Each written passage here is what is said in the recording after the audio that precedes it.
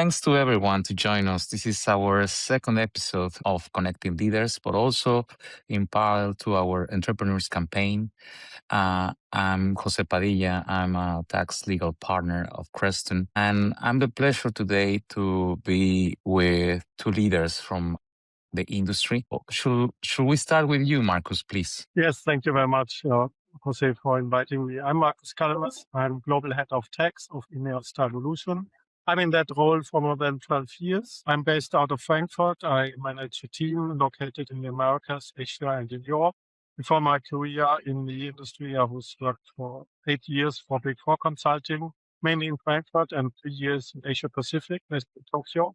And my background is real, and I'm a German lawyer and a tax advisor. Thank you, Markus. Hello, everyone. My name's Andrew Griggs, and I'm the senior partner of Kreston Reeves, accountants and business advisors in the United Kingdom, based in London. And as a corporate partner there, as well as being an auditor, I advise clients on strategics and mergers and acquisitions and help them buy and build, as well as ultimately exit. I'm also fortunate enough to be a board director of Kreston Global and chair, which is a great honor and privilege, and has given me great insight into how accounting firms operate around the world. Fantastic. Sounds like we will have a very good conversation. So let's think about the reality that we are living at the moment from a business point of view in the world. We know that geopoliticals are really relevant. We understand that regulatory frameworks and audit environment is strengthening. I think that it is really relevant nowadays to understand the challenges and opportunities that we are facing when investing globally. I may say that. And Markus, because of your position, you have a lot of insights on that regard. Can you please share with us some of them? When it comes to global planning for business growth or for consolidation, I think transfer pricing is definitely one of the most important matters. Any changes within a multinational group need to align at the end to the transfer pricing model. The underlying business models need to be well reflected in anything you do, because this could cause the highest pain probably in future tax audits. Other point more on the opportunities, like classic aspects to be considered while doing structuring, like repatriation planning, holding structures, dividend structures, debt push down. This all remains valid, obviously, that's clear. Exit planning is always also of importance, in particular in these kind of volatile times. You want to keep flexible within the group. And tax incentives, in particular, if you look into emerging markets, remain also a relevant part, although tax often is just supporting more on execution. And actually, business partnering is taking the deep dive into these incentives. Yeah, I agree with that. It's not only about starting from day one with a proper structure, but proper planning, maintenance, and keeping the loop or an eye in the local framework is really relevant for you. Sure, we always need to be up to date what's going on in the local markets, but then we need to set priorities. Whatever is required today, because there is a certain activity focusing on certain markets, then we need to jump in and then speed up quickly. What do you think about this, Andrew, from your perspective? I think we're very much in a time of global change. And I think that organizations have, in particular over the last 60 years, been encouraged to expand internationally to different parts of the world. And in some respects, perhaps organizations have thought, in order to grow, I need to expand into various countries, and have perhaps been very much focused on that growth and profit increase. I think the landscape has changed a lot, and I think people are thinking more and more about actually what does that really mean? How easy is it going to be able to grow and develop profits in other countries? As Markus says, there are tax implications, but I also think there's adaptability issues of the organization and resilience issues. And actually, it goes beyond perhaps some of the traditional methods of expanding, but actually, as Markus said, understanding the local market, but in terms of the people and how they're going to react, how they're going to behave, and how they're going to belong. Are they going to belong to, say, just an international division? And how do they fit in to that sort of global marketplace? So I think there are a lot more considerations than there ever were. And then obviously from the geopolitical arguments, one could go on for quite some time talking about those different areas. So I'd like to move on and discuss, despite political and economic uncertainties, why do top economies keep investing in Latin America?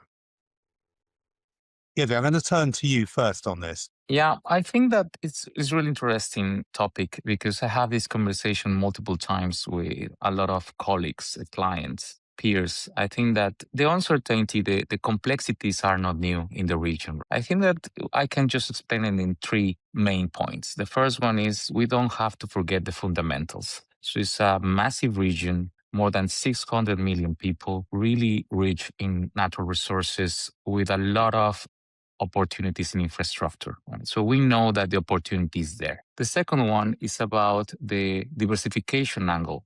So a lot of multinationals are understanding that to diversify into the world, into the globe, Latin America is a good opportunity to do it. And not only because of the market, but because of the local knowledge and the level of sophistication that not only the people, but the infrastructure is having. I think that we are moving towards different times and still have the opportunities, but also they understand that the markets are growing efficiently. So despite the political cycles and sometimes the economic constraints, I think that the third comment is the most relevant in connection with that. That is not about the complexities, how we are able to navigate that complexity, the opportunity that we have to adapt, to be flexible, to navigate according with the changes, to not try to use just one model, is to adapt and be flexible. I think that that's the secret.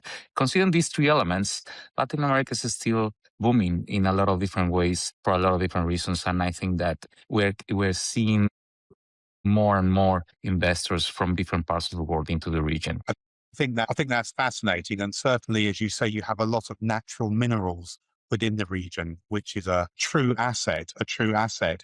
And also perhaps being slightly, how can I put it, less mature than some other regions, you have that flexibility and adaptability to move forward and also pivot as and when you need to in these uncertain times. Yeah, very true. Markus, what's your view on this? Definitely, I can confirm what Jose said. From my perspective, traditionally, of course, cost efficiency was definitely a main driver for investing into Latin America. In combination of the nearshoring to being close to the US, to source the US. And that's definitely also in our case that were historically the main drivers. What I see in recent years is really that the market growth is getting more relevant in emerging market countries. So participating in local growth and supplying local growth becomes more and more important. And also, what we have seen just very recently, also with the EU and Latin America, the trade agreements, which come in place. That is also a point which I think makes the region more attractive, also for European headquartered multinationals going into that region with new investments. In terms of what you have mentioned about the complexity and how to manage that, I fully agree. It's a very fast changing environment over there. Many politics, it's a very decentralized structures, many local rules to be applied. I think we are well advised to have localized teams there and to build up really good team structures in terms of you have people to trust and who are enabled to take decisions locally and fast, but who are under your governance and under your guidance, and you back them up. I think that's really helping a lot to manage the volatility we are facing in such markets. I think you use a very key word for me there, Markus, in terms of trust. Because when we have uncertain times, trust means it is more relevant than ever. It underpins how many people and countries do business with one another. But as you say, I think also with some cost inefficiencies as well. I think perhaps there are a number of key points which, because LATAM is not as mature as some other macro economies, people may not fully realize what its advantages are. And perhaps in these uncertain times, these will come through. So one of the other areas we want to consider is the comparison of LATAM with other emerging markets. In terms of comparing Latin America with other emerging markets, from a European perspective, honestly, first time they appear quite similar. Very more see similarities than differences, honestly. Of course, the culture is very much different. Usually they are characterized in terms of volatility. So we have high inflation, high FX changes potentially we need to manage. Politics play quite a role. Yeah. High degree of regulations. Yeah, it's a fragmented often, and it's changing tax environment as well. Yeah, so moving from very local tax regulations, slightly becoming more OECD compliant. That's what we see, like in Brazil, for example, which is good to see. Yeah, but still, I would say there is a relatively low degree of integration. So many local rules. Particular Mexico, like indirect tax, it can be really complex. But yeah, I mean that's the fun dealing with these regions. At the end, I think we are rewarded with a big growth. Yeah, I mean for us still as a company in the manufacturing area, chemical company, I think the low cost and the access to the US market and in combination with growing local markets, is still a very good argument to go into this region. Interesting, Markus. So again, we talk about low cost and also the neighborhood, dare I say, to the USA in terms of it being local compared to the location of some of the other economies. All good valid points. Yeah. That is like a very familiar investment logic, but with a very local execution knowledge. And you can see that from the countries that Markus was putting as an example. The level of sophistication in some of the largest economies as Brazil and Mexico requires very depth local knowledge. We can think about, for instance, digital taxation. And that's an important factor that we have to consider when we deal with this region, compared with other emerging markets. That with other emerging markets, we have a lot of similarities, right? Similar challenges in terms of a lot of not completely clear rules or not complete framework. So there's a lot of vague concepts, and there's a lot of arguments and interpretations of the law and regulations. I'm not talking about only taxation, but we can speak on any other law as well. But digital taxation is something that really differentiates compared with other markets.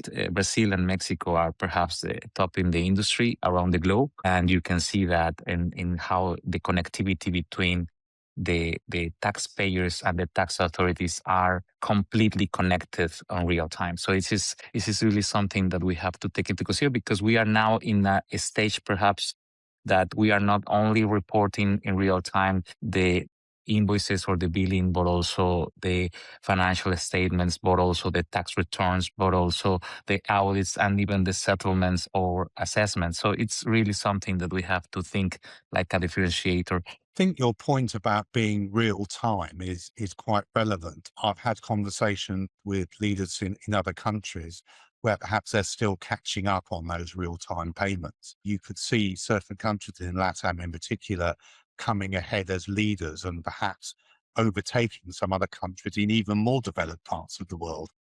Yeah, agree. When we are dealing with cross-border investments, we have to deal with people, right? We have to deal with different backgrounds and different perceptions. So in different regions, in different parts of the world, the assessment of risk is not the same, for instance. The approach to solutions is not the same as well. So we are dealing with a lot of clashes in terms of business cultures. So what is your experience on that part, and how you usually manage these differences, Markus? That's definitely a key success factor, because you can tip into many mistakes basically and fail at the end if you disregard the human and the culture part. You need to be sensitive about hierarchy versus alignment. Also, although you have maybe the functional authority, you still need to make sure about local decision making and hierarchical aspects. to make sure you have the buy-in of local management. That also relates or comes down then at the end between, the aspects efficiency versus relationship.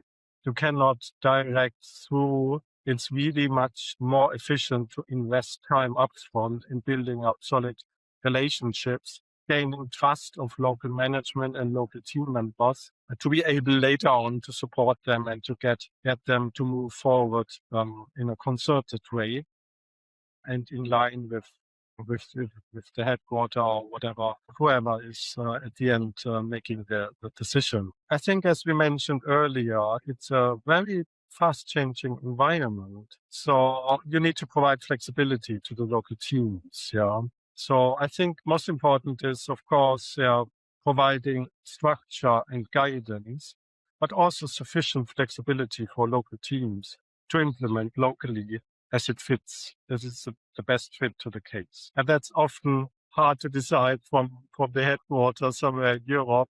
So it's come back also to the point of trust mentioned earlier. Trust the local people and work with them together hand in hand. That usually works then quite. As a takeaway, I can say that the trust is really important, right, in both sides, and to lead and to let them implement in local ways. What is your experience on this part, Andrew? I'm going to first start off here about being self-aware of cultural differences. And I think that's not only in terms of values, but in terms of behavior as well. And I can give you an example, and I won't name the countries, but I had quite a fascinating experience a few years ago where we asked a firm in another country to carry out some work, and they did an excellent job. But the manner in which they dealt with it was so different to how the UK company was expecting to receive it. And when I talk about that, they did it quickly, efficiently, build it, but didn't actually communicate or talk to the UK company. And that really upset the UK company.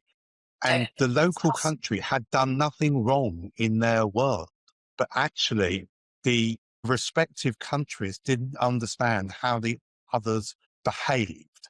And again, picking up on Marcus's point, we'll have certain core values which are explicit and can't be deviated from. And as always, I think having that open conversation up front is really important. And I have done that at times. I have said, I know that we will each look at this differently. And I think you can make it so it's not a hidden item. You can be open and transparent about it and just encourage that flexibility and adaptability.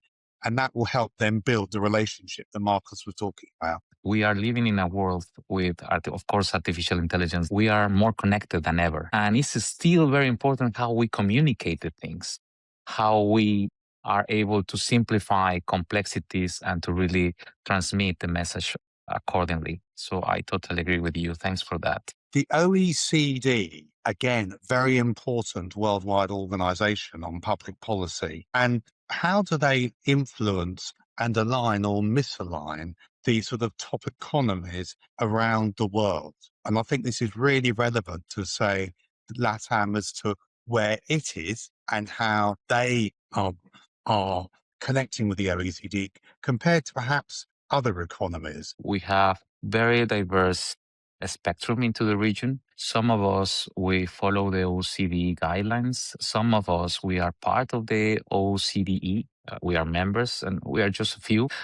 Just 4 countries, and that's important, just Chile, Costa Rica, Colombia, and Mexico. Other ones are trying to join, but partially we follow these rules. So I can say that we are following, in general, the OC directives, but at the same time, we have to, of course, manage our relationship and business interaction with the USA that not necessarily is following the OECD guidelines. So for us, it's like a good mixture of knowledge on interpretation, on guidance, because in a way we have to deal with the directives.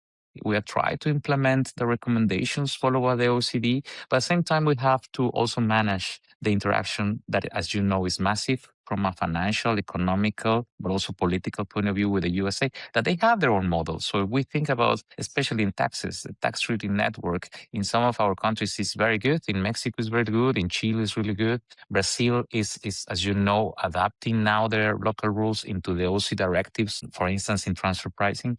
So we have to deal with a lot of matters simultaneously, and that gives us a good chance to be better prepared for negotiation process, for interpretation purposes with other countries around the globe.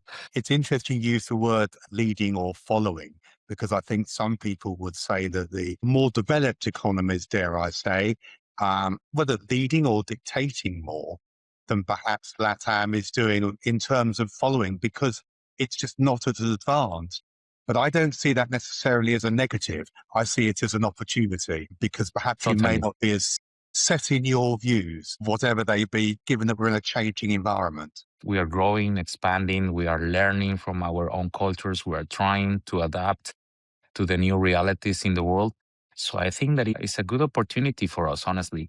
I think you also raised another valid point, as actually in changing times, perhaps being more agile and flexible and not having some of the history may be to your advantage. But it'd be interesting to hear what Markus has to say. I see him nodding there. Markus. Yeah, no, I mean, just on the last point, definitely. I mean, that's what we see on the emerging market countries, that they are far more advanced in many areas, with particular digitalization of tax compared to like the more established economies. Yeah, that's definitely a big advantage for them. Yeah, the OECD frameworks and how they shape expectations and provide for alignment. I mean, that is, of course, for us as a multinational company, really important, and we appreciate it a lot, because we have just an interest of standardization, and we need that policy direction. Yeah, so have certainty that we can keep our ICTP policy simple. We don't need a special rule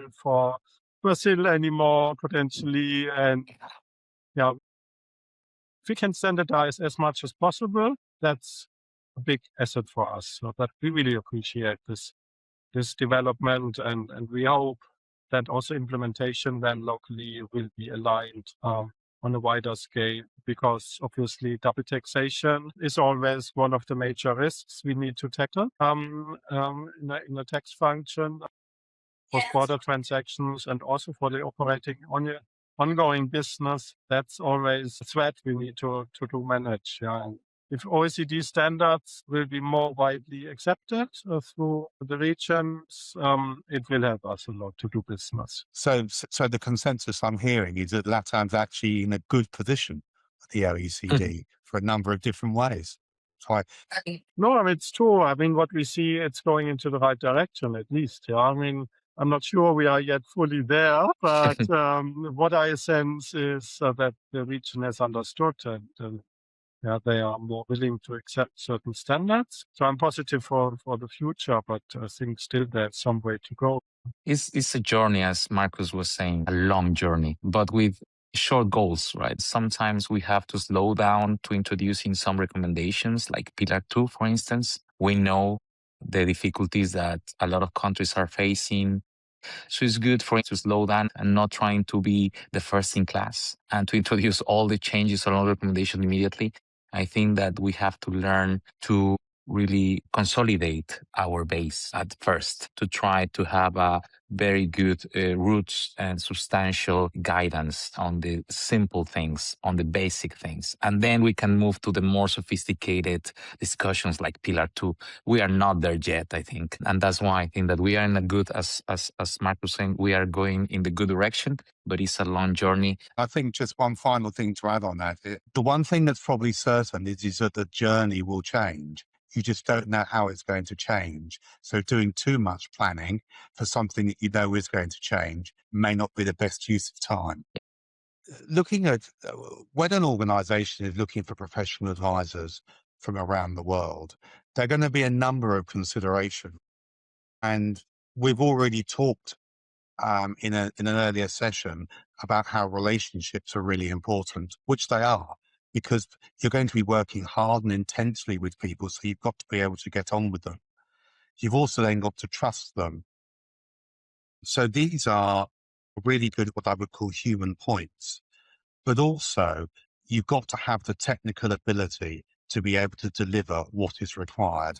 And ultimately, assuming it is a technical answer that is needed, that is a fundamental requirement.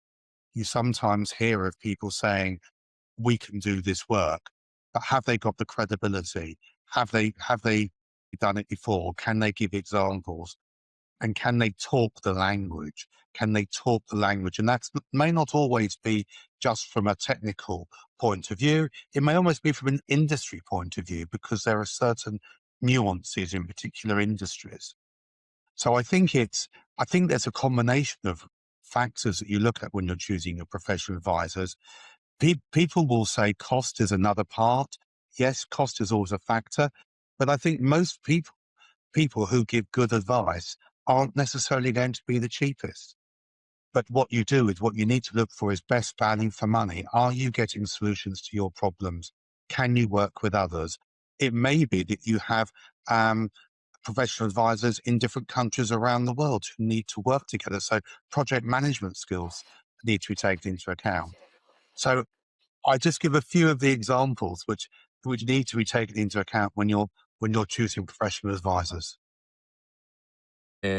Markus, you are dealing with multiple advisors during your career, different parts of the world, different levels.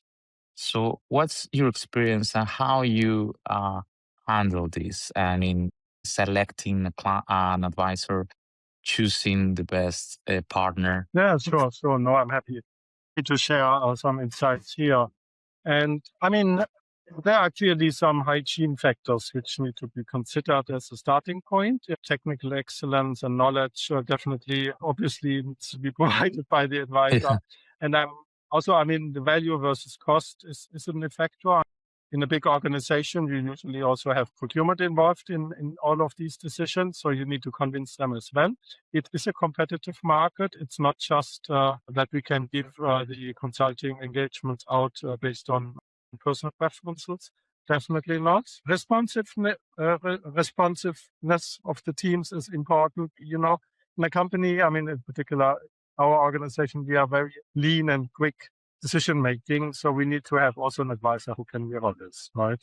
And you want to have somebody with a positive track where you can also have, based on actual experience, trust that you can achieve the goals. But what makes it for me really, the decisive additional point is that I have somebody who has really the business mindset, who can put himself into my shoes and help me to do my job more effective, more efficient, and be actually part kind of my team. That's what I really like, and that makes the difference at the end. I want an advisor to be close to me, to understand how does our company work, first of all? How are the business models working? What are our issues, the external pressure points, the internal pressure points, and who is proactively providing input, ideas for solutions, make me aware of certain risks, pitfalls I should take care of. That's the ideal situation. A long-standing relationship with a consultant who's basically, the hygiene factors are all there. They have good technical knowledge. We have negotiated global rates in place.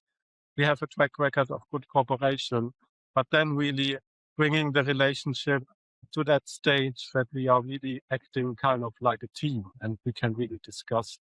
And he understands where I am at and where I want to go, and we work together. That's really cool. Yeah. Oh, that was great. I think that keywords a lot, but team is perhaps the most important one, right? To act like a team and I think my own experience is that the team is a really key word here. And you need your advisors all up to speed with what's happening at the same time. So you can get, as Markus is saying, that commercial into discussions so that different people will see different things from slightly different angles. And I think, as you say, if you've worked with a team before, and I come back to the trust word and relationship, because you've got to be able to call if you don't understand it and not feel I can't ask the question.